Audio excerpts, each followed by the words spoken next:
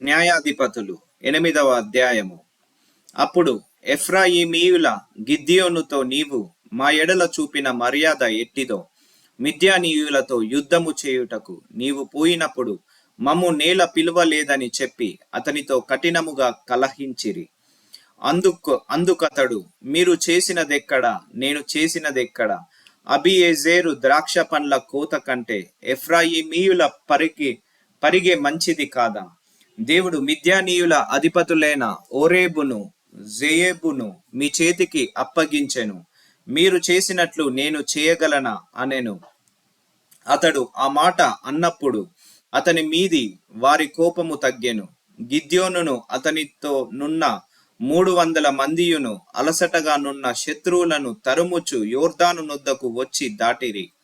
అతడు, నా వెంటనున్న జనులు అలిసియున్నారు, ఆహారమునకు రొట్టెలు వారికి దయచేయుడి, మేము మిద్యాను రాజులైన జెబాహును సల్మానును తరుముచున్నామని సుక్కోతు వారితో చెప్పగా, సుక్కోతు అధిపతులు, జెబాహు సల్మున్నా అను వారి చేతులు ఇప్పుడు నీ చేతికి చిక్కినవి గనుక మేము నీ సేనకు ఆహారము ఇయ్యవలనని అడిగిరి. అందుకు గిద్యోను, ఈ హేతువు చేతను జెబాహును సల్మున్నాను యెహోవా నా చేతికి అప్పగించిన తరువాత నూర్చు కొయ్యలతోను కంపలతోను మీ దేహములను నూర్చి వేయుదునని చెప్పాను.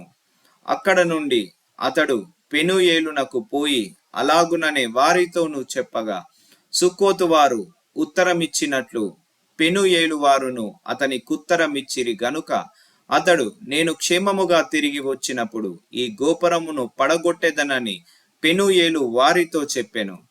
అప్పుడు జెబాహును సల్మున్నాయి వారితో కూడా వారి సేనలను, అనగా తూర్పు జనుల సేనలన్నింటిలో మిగిలిన ఇంచుమించు 15,000 మంది మనుషులందరూ కర్కోరులో నుండిరి. కత్తి దూయు 120,000 మంది మనుష్యులు పడిపోయిరి. అప్పుడు గిద్యోను నోబాహుకును యెగెబెహాకును తూర్పున గుడారములలో నివసించిన వారి మార్గమున పోయి సేన నిర్భయముగా నున్నందున ఆ సేనను హతము చేసెను. జెబాహు సల్మున్నాయి పారిపోయినప్పుడు అతడు వారిని తరిమి మిద్యాను 2 రాజులైన జెబాహును సల్మున్నాను పట్టుకొని ఆ సేనంతను చెదరగొట్టెను. యుద్ధము తీరిన తరువాత యోవాషు కుమారుడైన గిద్యోను హెరెసు ఎగువ నుండి తిరిగి వచ్చి సుక్కోతు వారిలో ఒక యవనుని పట్టుకొని విచారింపగా, అతడు సుక్కోతు అధిపతులను పెద్దలలో 77 మనుష్యులను పేరు పేరుగా వివరించి చెప్పెను. అప్పుడతడు సుక్కోతు వారి యొద్దకు వచ్చి, జెబాహు సల్మున్నా అను వారి చేతుల నీ చేతికి చిక్కినవి గనుక నా అలిసియున్న నీ సేనకు మేము ఆహారము ఇయ్యవలెను అని మీరు ఎవరి విషయము నన్ను దూషించితిరో ఆ జెబాహును సల్మున్నాను చూడుడి అని చెప్పి ఆ ఊరి పెద్దలను పట్టుకొని నూర్చు కొయ్యలను బొమ్మ జెమడును తీసుకొని వాటి వలన సుక్కోతు వారికి బుద్ధి చెప్పెను. మరియు నతడు పెనుయేలు గోపురమును పడగొట్టి ఆ ఊరి వారిని చంపెను. అతడు, మీరు తాబోరులో చంపిన మనుష్యులు ఎట్టివారని జెబాహును సల్మున్నాను అడగగా, వారు నీ వంటి వారే, వారందరూ రాజుల కుమారులను పోలియుండురనగా అతడు, వారు నా తల్లి కుమారులు, నా సహోదరులు, మీరు వారిని బ్రతకనిచ్చిన ఎడల యెహోవా జీవముతోడు మిమ్మును చంపకుందునని చెప్పి తన పెద్ద కుమారుడైన యెతెరును చూచి, నీవు లేచి వారిని చంపుమని చెప్పెను.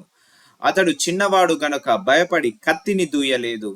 అప్పుడు జెబాహు, పల్మున్నాలు ప్రాయము కొలది నరునికి శక్తి ఉన్నది గనుక నీవు లేచి మా మీద పడుమని చెప్పగా, గిద్యోను లేచి జెబాహును సల్మున్నాను చంపి వారి ఒంటెల మెడల మీదనున్న చంద్రహారములను తీసుకొనెను.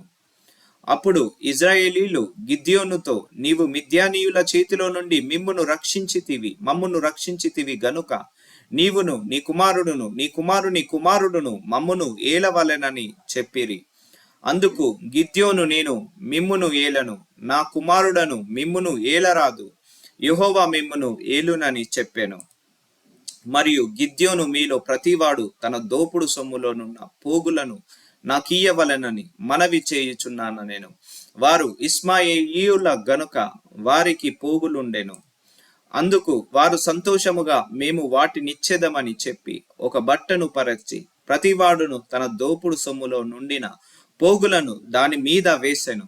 మిద్యాను రాజుల ఒంటి మీదనున్న చంద్రహారముల కర్ణభూషణములు ధూమ్ర వర్ణపు బట్టలు గాకను ఒంటెల మెడలనున్న గొలుసులు గాకను అతడు అడిగిన బంగారు పోగుల ఎత్తు 1700 తులముల బంగారము. గిద్యోను దానితో ఒక ఎఫోదును చేయించుకొని తన పట్టణమైన ఒఫ్రాలో దాన్ని ఉంచెను.